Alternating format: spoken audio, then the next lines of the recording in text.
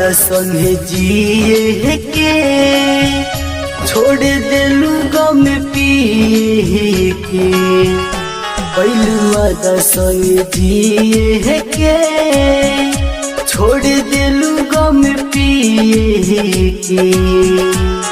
तू कैलू बेवफाई कहे दिलवा लगाई, तू कैलू बेवफाई कहे दिलवा लगाई। जियो तनी हम मरिए के कैलू वादा संगे जिए के छोड़ दिलू गम पिए के।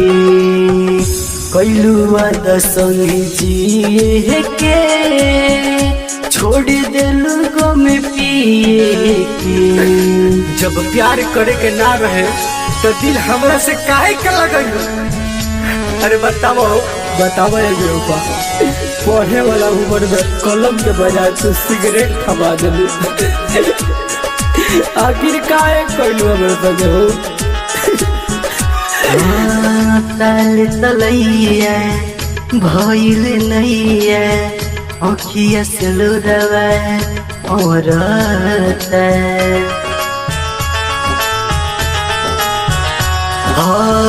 दिल में दर्दिया उठे दिन रतिया उनकी खाती हरता।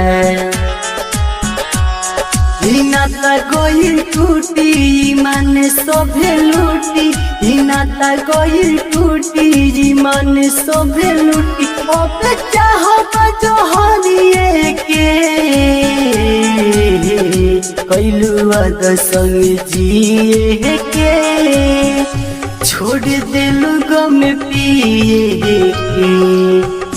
कैलू वादा संगे जिए के छोड़ दिलू गम पिए के। आखिर कौन कसूर है हमरा प्यार में कि तू हमरा के छोड़ के केहू और के बाहों में चल गई? काश दिल तोड़े के हमरे पास कला रहे तो हमारा दिल टूटित ना।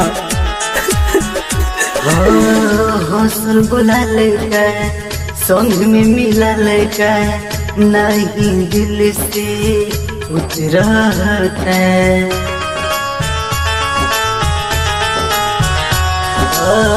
प्यार में पीरा धैनी मदीरा जिए के तनी गुना सुधरता। हाँ दिलावा के अंदर रखले हो जितेंद्र, दिलावा के अंदर रखले हो जितेंद्र। है छोड़ दिल कहे के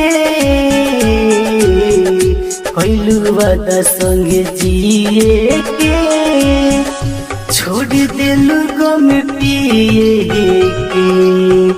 कैलू वादा संगे जिए के छोड़ दिलू गम पिए।